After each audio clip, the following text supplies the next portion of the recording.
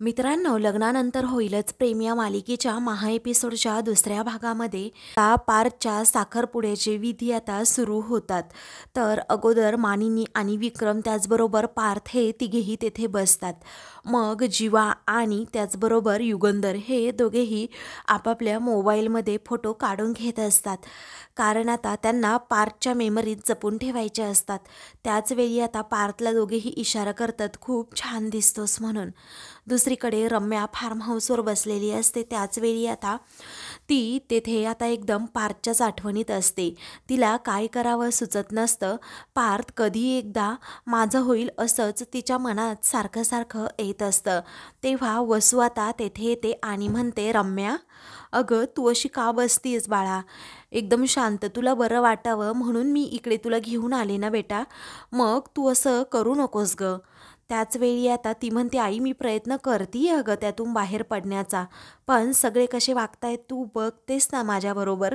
त्याचवेळी आता वसू एकदम शांत होऊन जाते आणि म्हणते आणि अचानकच रडू लागते. म्हणते की जर तुझे बाबा आत्ता असते ना तर आपल्याला असा त्रास झालाच नसता दोघींना. कारण तुझे बाबा जर असते तर विक्रमला चांगलं वठणीवर आणलं असतं आणि आपल्यावर असे बिनबुडाचे आरोपसुद्धा कोणी केले नसते. आपल्याला मान सन्मानसुद्धा दिला असता. पण तूच बघतीये ना बाळा, तुझे बाबा नाही आहेत तर कसं होतं इथे. तेव्हा तू अजिबात रडू नकोस ग आई, असं आता रम्या म्हणते. त्याचवेळी आता वसू म्हणते, काय करू बाळा मग मी आई, माझ्यासाठी तुझा जीव तुटतो आणि तुझ्यासाठी माझा. तेवढ्यातच आता तिच्या मोबाईलवर सारखे मंजूचे फोन येत असतात, परंतु वसू आता त्याकडे दुर्लक्ष करत असते. दुसरीकडे आता मंजू म्हणते की एवढे फोन केले मी वसुताईला, एवढे फोटो सेंड केले आहेत, तरीही ती काही फोनच उचलायला तयार नाही. काय करू आता, असं मंजू मनातच म्हणते. त्यानंतर आता गुरुजी इकडे म्हणतात की मुलाच्या आईवडिलांचे आणि मुलाचे विधी संपन्न झाले आहेत. आता मुलीच्या आईवडिलांना त्याचबरोबर मुलीला सुद्धा बोलवा. हा शारदा आणि धनंजय हे दोघेही आपल्या लाडक्या लेकीला म्हणजे नंदिनीला घेऊन आता तेथे येतात. दुसरीकडे जीवा आता लगेच मामाकडे जातो आणि ज्यूस घ्या ना मामा, असं म्हणतो. हसतच असं म्हटल्यामुळे मामाला राग येतो आणि मामा असा इशारा करून म्हणतो, मला काहीच नको. आता इकडे नंदिनी त्याचबरोबर तिचे आई बाबा विधींसाठी बसणार असतात. तेवढ्यातच मामा आता मोठ्याने ओरडतो की थांबा एक मिनिट. मग आता सर्वजण तेथे असणारे एकमेकांकडे पाहू लागतात की मामांना नक्की काय झालं. तेव्हा शारदा आणि धनंजयला तर भीतीच वाटू लागते की मामा आता काही वेगळाच गोंधळ घालतायत की काही, म्हणून ते दोघेही एकमेकांकडे पाहतच राहतात.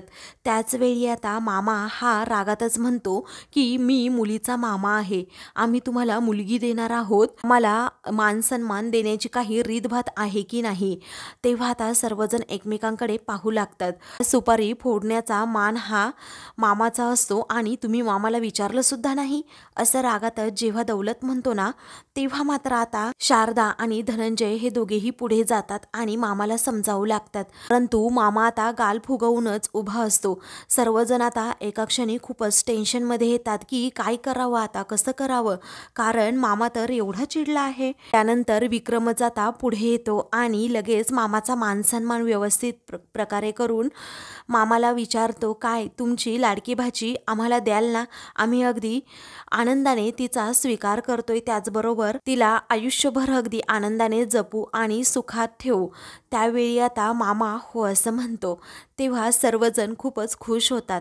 मग आता फक्त तुमचे आशीर्वाद त्या दोघांना पाहिजेत, असं आता विक्रम पुन्हा म्हणतो.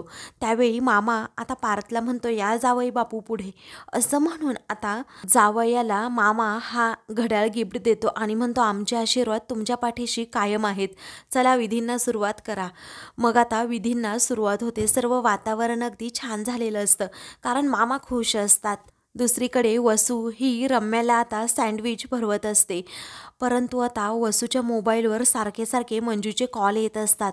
तिला पार्थच्या साखरपुड्याचे त्याचबरोबर सर्व विधींचे फोटो तिने पाठवलेले असतात, परंतु इकडे त्या दोघीही अजिबात मोबाईलकडे लक्षच देत नाही. इकडे आता शारदा मामाला म्हणते, काय तुझं काय चाललंय रे, एवढं जावयासाठी गिफ्ट घेऊन आलास आणि मग अशी रागवण्याची चिडण्याची नाटकं का केलीस. मग आता माझा राग तुझ्यावर आहे, माझ्या नंदिनीवर नाही, कारण ती माझी लेक आहे, लेक. आणि मला माहीत होतं माझी नंदिनी मला बोलवण्यासाठी नक्की येणार. आता माझी लाडकी लेक बोलवायला आल्यानंतर मी जाणार नाही असं कधी होईल का? आणि माझी नंदिनी कुटुंब जोडणारी मुलगी आहे. नाहीतर शारदा, मी तुझं ना अजिबात ऐकलंच नसतं, पण तिचं ऐकणार नाही असं कधीही होऊ शकत नाही. अगं, तो शंकर सुद्धा आला नाही तेव्हा शंकरला मी माझ्या पद्धतीने समजावेन असं शारदा म्हणते. त्याच वेळी आता तुझ्या भाच्या जसं तुझं ऐकतात ना रे दादा, तसं मी माझ्या भाच्याला नक्कीच समजावेन, तू काळजी करू नकोस असं आता दौलत म्हणतो. नंदिनीच्या एंगेजमेंटचे विधी मात्र आता अजूनही सुरूच असतात. नंदिनी तेथे बसलेली असते. त्यावेळी आता मुलीला मानाची साडी द्या असं गुरुजी म्हणतात. तेव्हा मानिनी आता पुढे येते आणि नंदिनीला मानाची साडी देत शारदाला म्हणते, शारदा वहिनी, मी मुलीला मानाची साडी देतीये हा. त्यावेळी शारदा हो असं म्हणते. मग आता नंदिनी लगेच मानिनीचा आशीर्वाद घेते, तिच्या पाया पडते आणि साडी नेसून येशील ना बाळा असं विचारते. नंदिनी आता हो असं म्हणते. काही वेळातच आता नंदिनी तेथे साडी नेसून येते.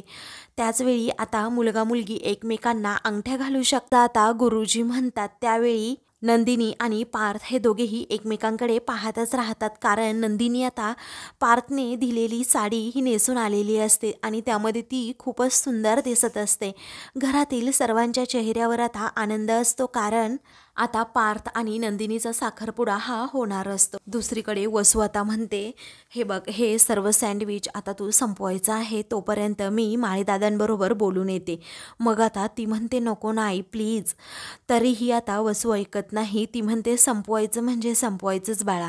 तेव्हा ठीक आहे असं आता रम्या म्हणते आणि मग वसू आता तेथून जाते. त्याचवेळी आता सारखे सारखे मेसेजेस मोबाईलवर येत असल्यामुळे मीही वसूला म्हणते की आई अगं ऐक ना, तुझ्या मोबाईलवर किती मेसेजेस पडलेत ते बघ जरा. परंतु आता वसू ही पुढे गेलेली असते. तिने काही रम्याचं बोलणं ऐकलेलं नसतं.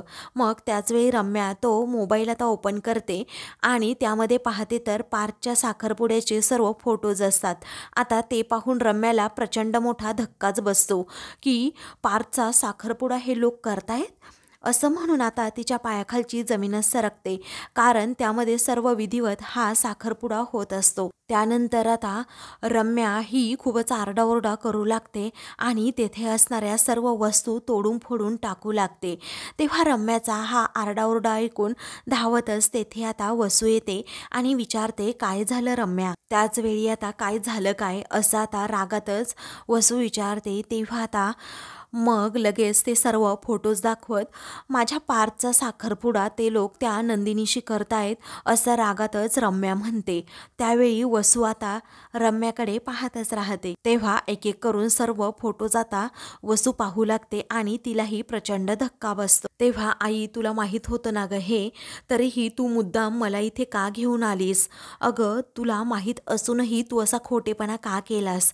असं रम्या आता वसूला जाब विचारू लागते. तेव्हा वसू आता म्हणते माझं ऐक जरा अगं तू, पण आता रम्या ऐकण्याच्या मनस्थितीतच नसते. तेव्हा वसू म्हणते अगं फक्त साखरपुडाच झालाय ना, अजूनही त्यांचं लग्न झालेलं नाहीये, त्यामुळे प्लीज तू जरा शांत राहा आता. त्यावेळी रम्या म्हणते म्हणजे तुला काय वाटतं आई, अगं लग्न होईपर्यंत मी वाट पाहायला हवी का?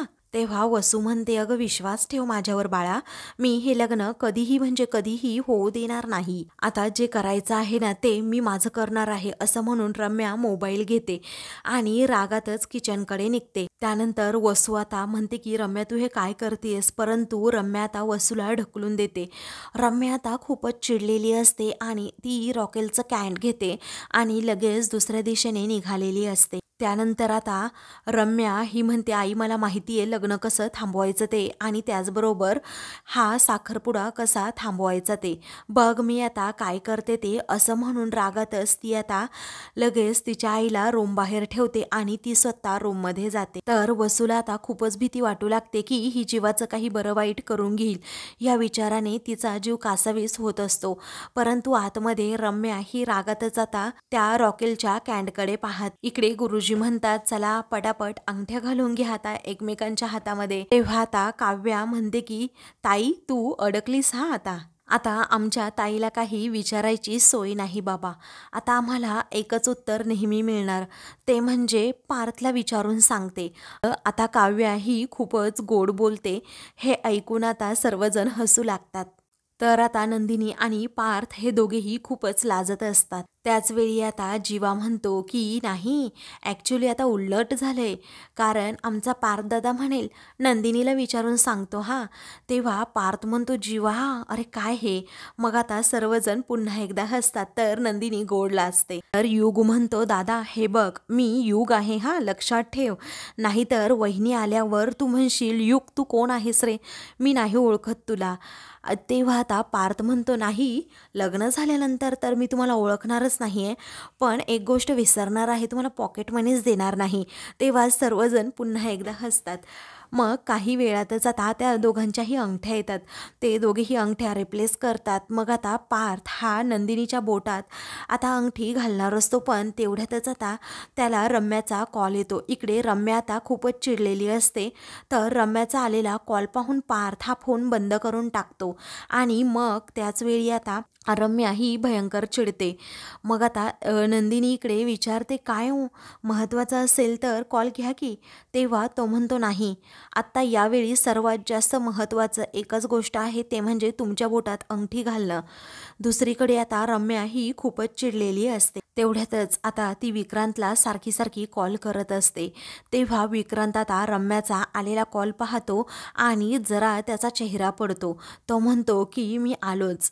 मग आता असं म्हटल्याबरोबर सर्वजण त्याच्याकडे पाहू लागतात. तेव्हा आता विक्रम जेव्हा दुसरीकडे जातो तेव्हा पार्थ हा नंदिनीला म्हणतो येतील हा बाबा.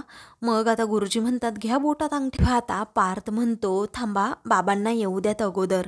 इकडे आता विक्रम हा रूममध्ये जातो आणि तेथे गेल्यानंतर रम्याचा तो व्हिडिओ कॉल रिसीव करतो. रम्याला बोलायला सांगतो. त्याच वेळी आता रम्या इकडून म्हणत असते काय मामा, तुम्हाला माझ्या भावनांची अजिबातच किंमत नाही आहे ना.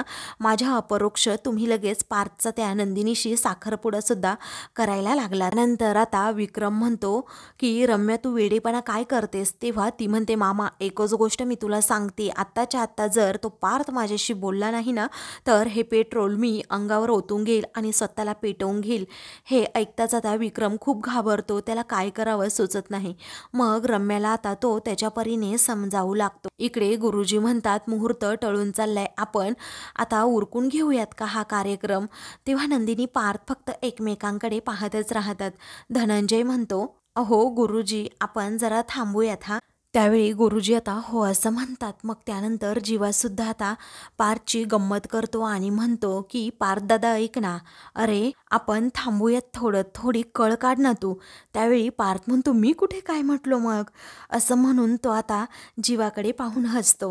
तेव्हा विक्रम आता तेथे येतो. हळूच आता तो पार्थला कानात सांगतो की रम्याचा फोन आहे आणि तुला तो घ्यावाच लागेल, सिच्युएशन खूप क्रिटिकल आहे. मग आता पार्थ आणि विक्रम हे दोघेही आता रूममध्ये जातात. तेथे गेल्यानंतर आता काय झालं असं पार्थ विचारतो. तेव्हा ही मुलगी बघ काय वेडेपणा करती असं म्हणून आता त्याच्याकडे लगेच आता कॉल देतो. त्यावेळी आता तो व्हिडिओ कॉलवर पाहतो तर आता तिच्या हातात पेट्रोलचं कॅन्डच असतं. ती म्हणते हे बघ पार्थ, जर तू आत्ताच्या आत्ता इथे आला नाहीस, अरे माझ्या स्वप्नांची राख रांगोळी करून तुला त्या नंदिनीशी साखरपुडा करायचा आहे का, मी तुझ्याकडे आता बघतेच. असं म्हणून आता ती आत्ताच्या आत्ता फार्म हाऊसवर त्याला यायला सांगते. तेव्हा पार्थ म्हणतो वेडेपणा करू नको, असं तू काहीही करणार नाही आहेस. मग आता ती रागातच तो फोन ठेवून देते. तेव्हा आता पार्थची पूर्णपणे कोंडी होते. विक्रम विचारतो आता काय करायचं आपण. त्याच वेळी आता पार्थ म्हणतो की बाबा हे पहा तुम्ही इथे सिच्युएशन हँडल करा, मी येतोच, लगेच जाऊन येतो फार्म हाऊसवर. तेव्हा ठीक आहे असं विक्रम म्हणतो आणि पार्थ आता तेथून जातो. तर नंदिनीला खूपच वाईट वाटतं. तेथे असणारे सर्वजण पार्थला अडवण्याचा खूपच सारा प्रयत्न करतात, परंतु पार्थ यावेळी थांबत नाही. त्यामुळे सर्वांच्या मनात धाकधूक निर्माण होते. नंदिनी एकटी बिचारी तेथे आता थांबते. तर सर्वजण तिला धीर देतात. तर आता मित्रांनो, पुढील भागामध्ये दौलत मामा चिडूनच म्हणतो, यांचा मुलगा साखरपुडा सोडून माझ्या नंदिनीला एकटा निघून जातो. आता हा असा निघून गेला तर आमच्या मुलीला आयुष्यभर तो साथ देणार आहे का? ही त्याची होणारी बायको ना, तिला तरी विश्वासात घेऊन त्याने 4 गोष्टी समजवायच्या. तेव्हा नंदिनी आता मामाला समजावते, मामा तू टेन्शन घेऊ नकोस, हे बघ, अरे आमच्यातला विश्वास पक्का आहे, म्हणूनच तर मला न सांगता ते गेले आहेत. ते पुन्हा येतील असं मी तुला खात्रीने सांगते. तर आता सर्वजण नंदिनीकडे पाहतच राहतात. अशाच मालिकेंचे पुढील भाग पाहण्यासाठी चॅनलला सबस्क्राईब करा.